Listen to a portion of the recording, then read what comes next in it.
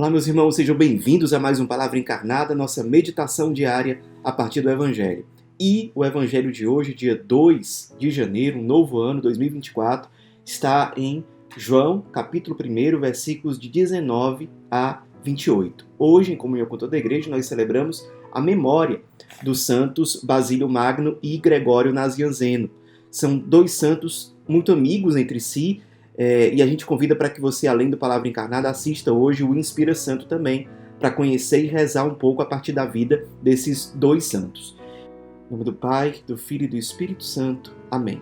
Vinde, Espírito Santo, vinde por meio da poderosa intercessão do Imaculado Coração de Maria, vossa amadíssima esposa. Vinde, Espírito Santo, vinde por meio da poderosa intercessão do Imaculado Coração de Maria, vossa amadíssima esposa. Vinde, Espírito Santo, vinde por meio da poderosa intercessão do Imaculado Coração de Maria, vossa amadíssima esposa. Diz o Evangelho de hoje. Este foi o testemunho de João, quando os judeus enviaram de Jerusalém sacerdotes e levitas para perguntar: Quem és tu?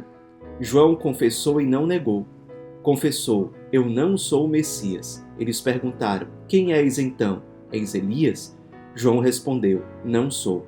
Eles perguntaram: És o profeta? Ele respondeu: Não. Perguntaram então: Quem és afinal? Temos de levar uma resposta àqueles que nos enviaram.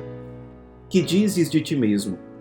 João declarou: Eu sou a voz que grita no deserto: aplanai o caminho do Senhor, conforme disse o profeta Isaías. Ora, os que tinham sido enviados pertenciam aos fariseus e perguntaram: Por que então andas batizando, se não és o Messias, nem o Elias, nem o profeta? João respondeu: Eu batizo com água, mas no meio de vós está aquele que vós não conheceis, e que vem depois de mim. Eu não mereço desamarrar a correia de suas sandálias. Isso aconteceu em Betânia, além do Jordão, onde João estava batizando. Meus irmãos, como eu disse no início, nós vamos focar aqui a nossa meditação não na memória litúrgica dos santos de hoje, mas no Evangelho de hoje.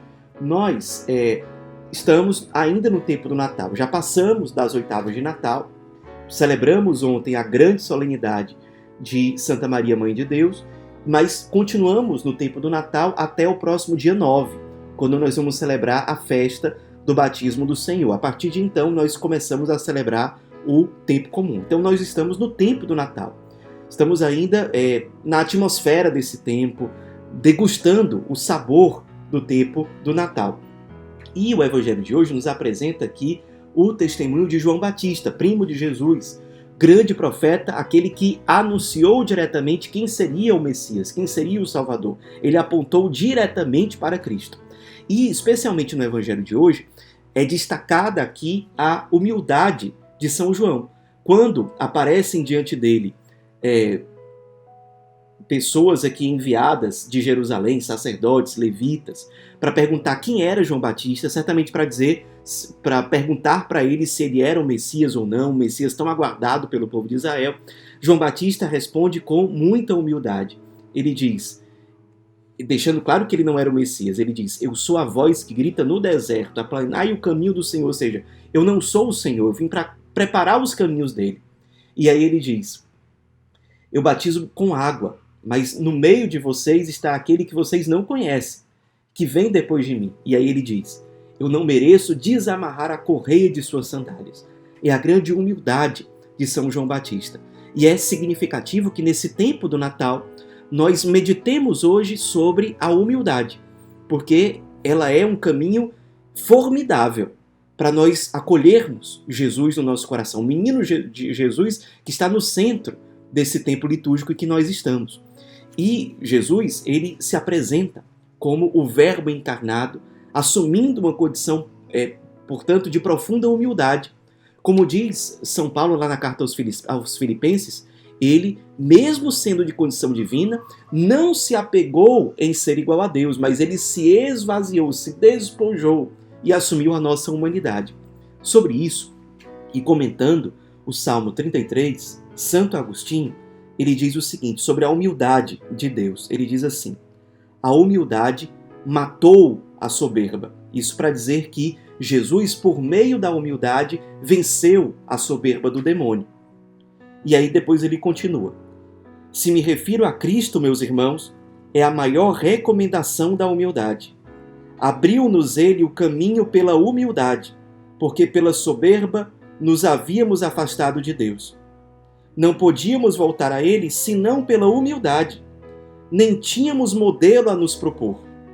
Então, como nós não tínhamos um modelo perfeito de humildade, continua Santo Agostinho, no intuito de que o homem não desdenhasse imitar os humildes, Deus se fez humilde, para que ao menos assim a soberba do gênero humano não desdenhasse seguir as pegadas de Deus. Ou seja, para que a gente não desprezasse, não zombasse aquelas pessoas que são humildes, achando que elas são inferiores e tudo mais, Deus mesmo se fez humilde, para nos mostrar que a humildade é o caminho para chegarmos a Ele, como Santo Agostinho falou. Abriu-nos Ele o caminho pela humildade, ou seja, foi pela humildade que Deus nos abriu esse caminho.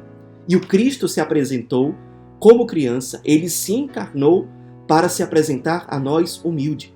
A gente poderia dizer que Jesus se apresentou para nós revestido de humanidade e revestido de uma humanidade santa, por isso revestido de uma humanidade humilde, revestido de humildade. E aí, até para nós irmos para pontos práticos para a nossa meditação de hoje, lembrando que é fundamental que sempre depois de ouvir o Palavra Encarnada ou de assistir o Palavra Encarnada, que você faça a sua Lécio Divina, a sua oração pessoal, queria propor, já que Jesus no Natal, ele se revestiu de humildade, que a gente faça algumas meditações práticas para que a gente comece esse ano já revestido de humildade também, porque se nós somos chamados a ser santos, nós somos chamados a ser humildes. Jesus se revestiu por inteiro de humildade, portanto, em relação à cabeça é revestida de humildade. As minhas ideias, eu sou muito apegado a elas, aos meus projetos, aquilo que eu penso.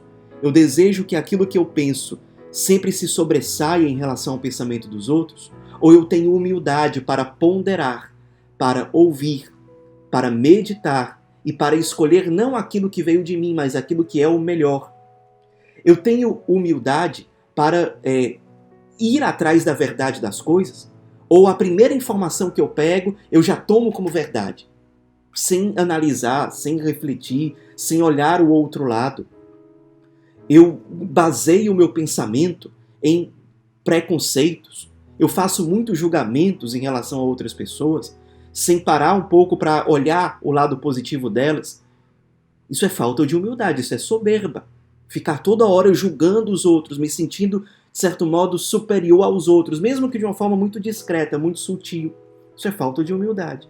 Falta de humildade representada na cabeça. Na cabeça também está a boca. É daí que sai a voz. Palavras humildes. Ou será que de mim saem palavras cheias de arrogância, desprezando o outro, colocando o outro para baixo? Ou palavras que realmente edificam, que trazem o outro para Deus, que elevam a alma do outro? Eu tenho sido humilde a partir da voz? A humildade do coração. Os meus sentimentos, eu tenho humildade para reconhecer os sentimentos mesquinhos que eu tenho, ou eu finjo que eles não existem? Eu finjo que eu não sinto inveja, eu finjo que não sinto uma raiva daquela pessoa. Não, a humildade está muito ligada à verdade, à sinceridade.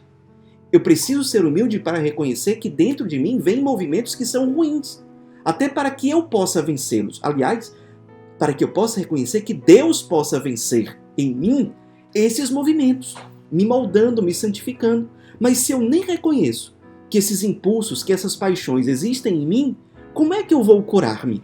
Como é que eu vou permitir que Deus me cure? Eu preciso reconhecer que muitas vezes do meu coração vêm coisas ruins, vêm venenos que brotam do coração e saem da boca, e saem pela boca, ou que brotam do coração e vão povoando o meu pensamento.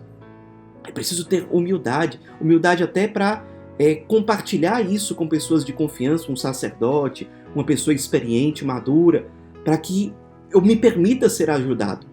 Isso é humildade também. A humildade nos pés. O que significa isso? Humildade para sair de onde eu estou. Muitas vezes vem direcionamentos da igreja, da comunidade, que me mobilizam, que me fazem sair da minha zona de conforto. E é soberba dizer, não, ficarei aqui. Não vou me mover. Os outros é que têm que vir ao meu encontro. Não, a humildade exige saída. Nossa Senhora, logo depois de permitir que o Verbo Divino se encarnasse nela, ela sai de onde está, apressadamente. Isso é uma postura de profunda humildade. Por isso, depois ela proclama no Magnífica, Deus viu a humildade de sua serva. E viu mesmo, inclusive naquele serviço junto à sua prima Isabel. Então, a humildade de sair de onde está. Estou muito apegado ao meu serviço, estou muito apegado a esta casa, estou muito apegado a essa função. Falta de humildade, soberba. Humildade mostra que existe em mim a disposição de fazer a vontade de Deus, de sair de onde eu estou, de deixar minha zona de conforto. Isso é muito importante. E a humildade nas mãos. A humildade no sentido de cuidar do outro, de não querer apenas receber e ser cuidado, mas cuidar. Mãos significam também a ação, o agir. A humildade de não só ver aquilo, talvez até me sensibilizar com aquilo, entender aquilo, mas a humildade de praticar.